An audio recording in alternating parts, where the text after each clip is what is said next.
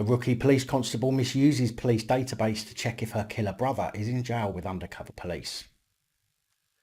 Ex-police constable refused a taxi licence because of his child abduction conviction, gets his appeal upheld. Spit at a cop, 12 months in jail. Whack a teenager's head open with your police baton, paid restricted duties. 9 out of 10 vehicle theft cases are dropped by police. Makes you wonder if we actually need them anymore. This and more coming up. Don't forget, these reports are Monday to Friday. Please remember to subscribe and hit that bell so you don't miss any future uploads. And if you do appreciate the work I do, please consider joining the channel Patreon for as little as just £3 a month to help me continue providing this content. Hello, ladies, gentlemen, boys, girls, innies, outies, and of course in-betweeners. My name's Dan and welcome back to another PAP Reports. It is Wednesday, the 2nd of September 2020. Today's first story finds me with a bit of a dilemma, as I'm not entirely sure it would fall under an abuse of power to the public by police. So don't forget to let me know what you think in the comments afterwards. 22-year-old Naomi Jane Buckland, a Durham police apprentice, admitted to making unauthorised access to police computer systems at Durham Crown Court after she accessed the system to find out whether her brother, who was in prison, was in there with an undercover cop.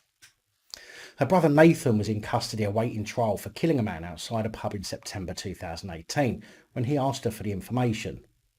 He was cleared of murder but convicted of manslaughter of Ian Lee and was jailed to 8 years at his trial in March 2019. Prosecuting Naomi, Sam Fawkes, made it clear to the court that her actions had no effect on the outcome of the case of her brother, but explained how on October the 22nd, 2018, she was asked to check if another inmate in her brother's prison was undercover police. In a phone call to her brother in jail, Naomi confirmed that the inmate in question was not an undercover cop. The call was, of course, recorded by the prison. In her defence, Mark Stiles, mitigating, said she was of previous good character and not the sort of person you expect to see before the court, adding if there was a case of misguided loyalty to a family member, this was it. She was very close to her brother and the dire situation he was in led her to do what she did. As a result, she lost her job and good name. Mr. Stiles said that Naomi is now planning to retrain as a mental health nurse. Judge Ray Singh told her this is very serious, the potential of what could have happened is immense. She was given a 16-month prison sentence, suspended for 2 years and tagged for a 4-month curfew. The Durham police spokesperson said her behaviour fell well short of the standard we expect and as such will not be tolerated by Durham Constabulary. Now this is where my conflict is. She did access police computers and could have done it for other reasons, but it appears that she only checked the info relating to her brother, which is of course an abuse of her position, don't get me wrong, but it's not something that has or would have had much of an effect, if any, on members of the public. Although I'm certainly not excusing her behaviour, I'm simply not sure it's the same kind of abuse that we have come to expect here on the channel. So with that in mind, I wanted to find out what you think. So let me know in the comments what you think about this particular incident.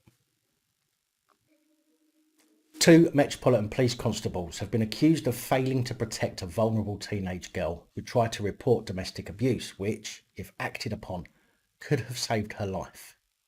17-year-old Katrina Mackanova was in a relationship with a drug dealer, Oluwasi Dada, for around 2 years. Dada met Miss Mackanova through Instagram shortly after he was released from a 30-month prison sentence for drug dealing, but their relationship had hit the rocks by February 2018. Miss Mackanova had reported Dada repeatedly to police in the weeks before her death, but no criminal charges were ever brought against the domestic abuse allegations. Among the reports to police was an allegation of Dada threatening her sister with a knife and claims that he had pinned down Miss Mackanova to the bed with his knee on her neck. I don't know, perhaps the police didn't want to act against him, but rather hire him to work for them. Drugs, knee on the neck. The guy clearly had the making of a police constable. Katrina was stabbed through the heart during an altercation with her drug dealer boyfriend as their 2-year relationship was about to end. She was knocked to the ground by her boyfriend, falling onto a knife which she herself had in her handbag that she had brought to the confrontation in Camberwell on July the 12th, 2018. The court heard police had been called out 6 times in the space of 5 months as the relationship fell apart, while Dada had been accused of pushing his girlfriend into the road outside a police station in a row over a t-shirt that she was wearing. Two constables, PC Kerry Lynham and PC Sophie Dennis, are now facing a public disciplinary hearing over the allegations that they failed to respond adequately to a complaint on June the 23rd, 2018. It's claimed that both officers failed to acknowledge a member of the public was reporting criminal allegations of harassment and offences under the Public Order Act and did not take any action over the claims. And let me be clear, this is certainly not the first time police have ignored allegations of criminality.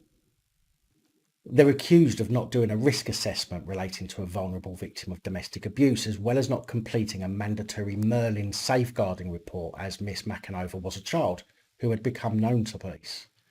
PC Dennis is further accused of providing false and misleading information on a crime report, including wrongly suggesting Miss Mackanova had refused to answer questions about domestic abuse and did not want to make a statement, where in fact she had not been asked to provide one. A pre-inquest review hearing earlier this month was told that Miss Mackanova warned police Dada may be capable of murder, and he sent her a text saying, "I'm going to F you up. I'm going to do you. You must think I'm joking." The girl's family believe proper police investigations could have saved her life if officers had viewed text messages and undertaken risk assessments. The pre-inquest hearing was also told that a total of 12 Metropolitan police officers have been subjected to misconduct proceedings in the wake of Miss Mackanova's death.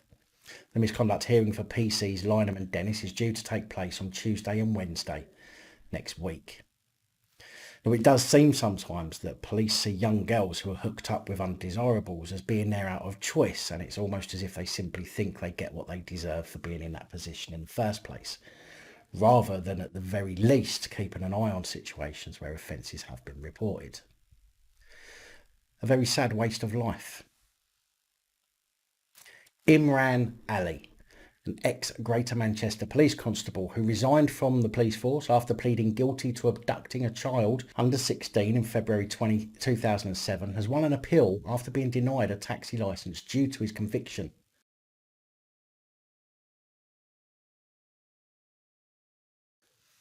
Earlier this year, Ali applied for a private hire licence from Sefton Council, my council, despite the fact he lives more than 40 miles away. The council's taxi licensing committee rightly refused his application on the basis that driving a taxi is a privilege and that Ali was not a fit and proper person. Sefton's principal trading standards officer Mark Toohey, speaking at the appeal at South Sefton Magistrates Court, said, "One of the things we, the panel, consider is whether or not we would be satisfied with a member of our family getting into a vehicle with this person driving. And in this case, we would not be." I don't blame you. Ali argued that he was remorseful and rehabilitated and that he was managing 3 different charities, saying he had proven himself and that he is giving back to society. He also explained he has a successful property portfolio with 43 tenants and has recently obtained a qualification in civil engineering. Certainly makes you wonder why he wants to be a taxi driver. Sefton Council's lawyer Fiona Townsend asked why he wanted to be a taxi driver given his civil engineering qualifications, as well as him having an SIA licence and having other employment experience. Ali said it came down to the flexible working hours and that he would have to study for another year to receive a civil engineering degree, which he could not afford to do, even though he's got 40 odd tenants. Come on. When asked why he chose to operate so far from his home, he said there was a much bigger waiting list for a private hire licence in Manchester than in Sefton. Or it could just be that his face isn't known in Sefton. However, even with Sefton Council's reservations, magistrates reversed the decision to decline Ali's taxi licence application. Magistrate Keith Elford said Mr. Ali's conviction dates back more than 14 years. Since then, he has successfully built a business portfolio and achieved qualifications, as well as starting a family. Yeah, because no one who's a danger to the public has ever had a family or a job, do they? During the COVID-19 pandemic, he has contributed significantly to the welfare of his local community, he said. 6 months of delivering stuff during COVID apparently makes up for child abduction now, does it? Okay then.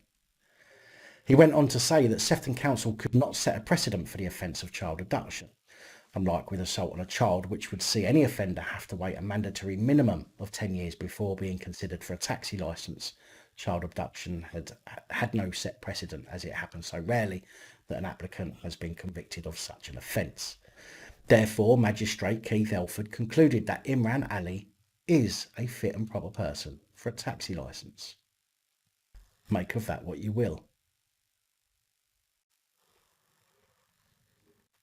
An unnamed Surrey police sergeant has been given management advice after authorising the strip search of a woman with male police constables present. The sergeant authorised and ordered the strip search of the woman in December last year, which contravened PACE Code C requirements for the detention, treatment and questioning of suspects in police custody, which states a police officer carrying out a strip search must be the same sex as the detainee. Following an investigation by the Independent Office for Police Conduct, a misconduct meeting was arranged by Surrey Police and held at its headquarters in Guildford on Monday the 25th of August. The IOPC said the sergeant admitted misconduct and was found to have breached the standards of professional behaviour by authorising the strip search of the woman on December 21st, 2019. The sergeant reportedly used the female detainee's aggressive behaviour as the rationale for the necessity of an immediate search. In other words, he wanted to teach her a lesson. The IOPC said he felt that officers could not wait for a female officer to assist the strip search. I bet they couldn't.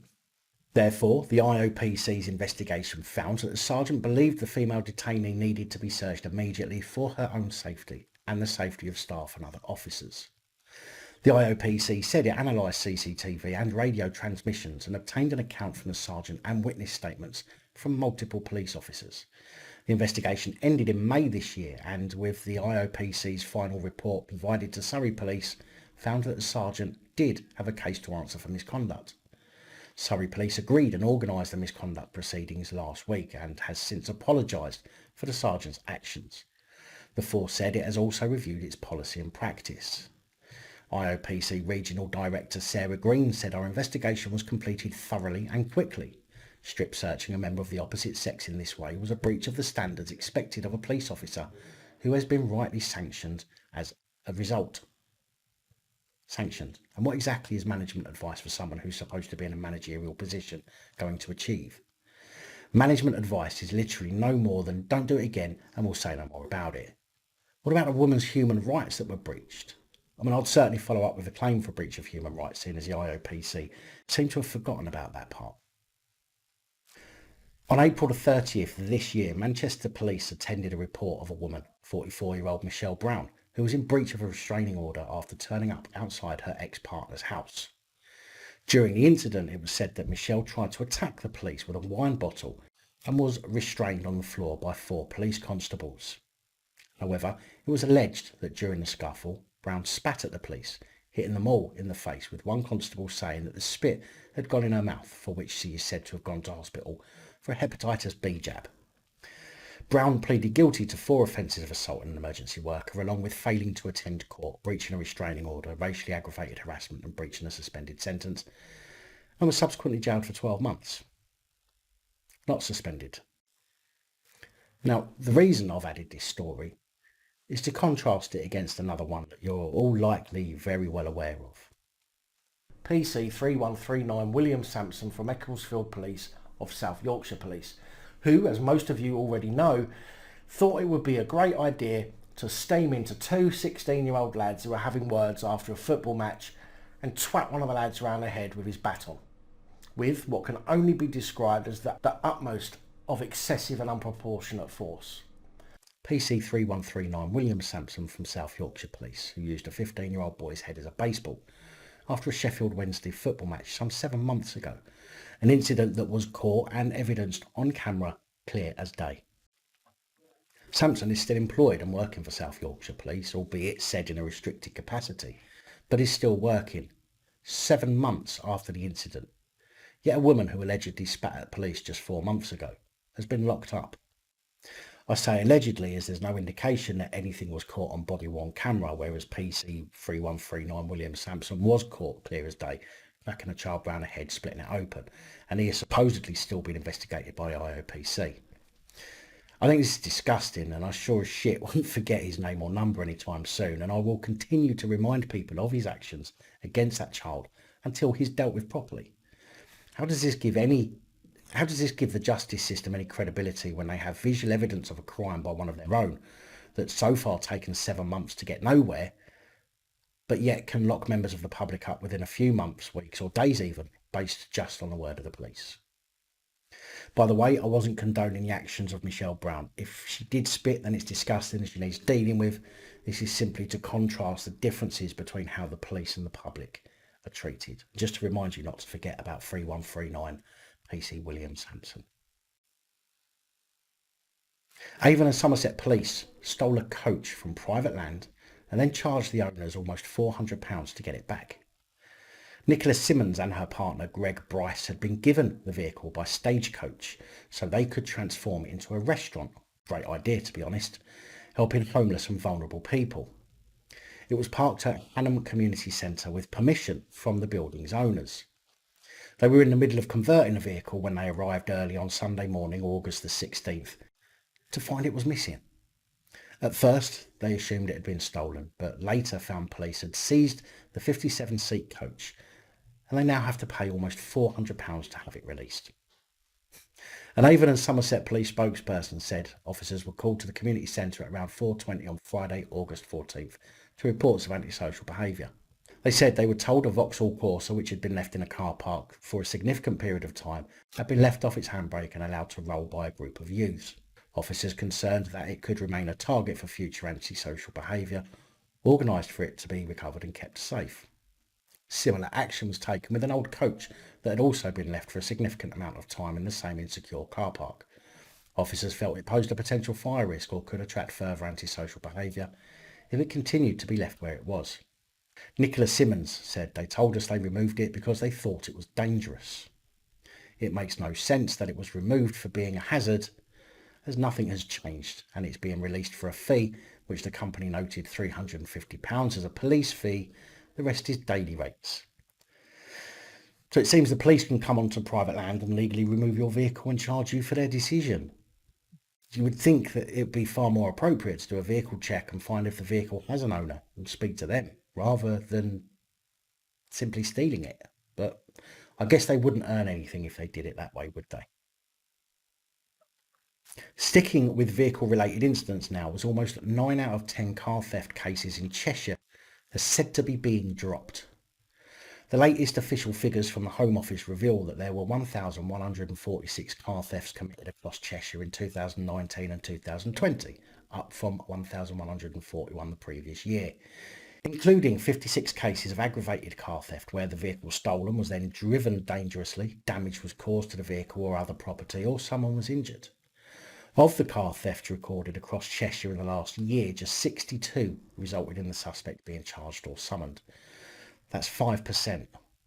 In 758 cases, the investigation was dropped because no suspect was identified, while 238 saw it dropped because of difficulties with evidence, along with instances where further investigation or prosecution was not deemed in the public interest or was prevented, which means 88% of cases saw car thieves get away with the crime altogether. The good old public interest test. In other words, the police's interest in doing the legwork test. Across England and Wales, there were over 110,000 car thefts recorded over 2019 and 2020, which is down from 111,656 the year before, and that includes 5,063 cases of aggravated car theft. The figures exclude Greater Manchester Police, who are still having difficulties with their new multi-million pound crime records IT system, and only go up to March 2020, so don't reflect the situation during lockdown. Of the car thefts recorded in the last year, just 3,950 resulted in someone being charged or summoned. That's just 4%. There were 82,776 cases of no suspect identified, 16,807 cases that were dropped because of evidential difficulties, and 688 that were not in a public interest or where prosecution was prevented. And that means 90% of all cases were dropped altogether, which would clearly indicate that it's not just Cheshire Police who are dropping 9 out of 10 cases. Big thank you to channel supporters, one and all, especially channel patron supporters. Your support is truly appreciated and really does help. And that's all I have for you today. Please like, please share, please comment, and please subscribe if you haven't already. Let me know your thoughts, as I know many of you will. And until next time, stay safe, look after each other, film the police and other officials. Good night, all. Thank you for taking the time to watch this video. If you like the content and you'd like to help support the channel, you can do so. In the description of every video there are some links to ways that you're able to help support the channel so I can continue putting out content. If you're unable to help us in that way, hit that subscribe button up the top there. If you haven't already, become a subscriber. That is support enough. Share the videos, comment, like, it all helps. If you're looking for something else to watch, up top there is my latest video. Down the bottom there is a video that YouTube recommends for you.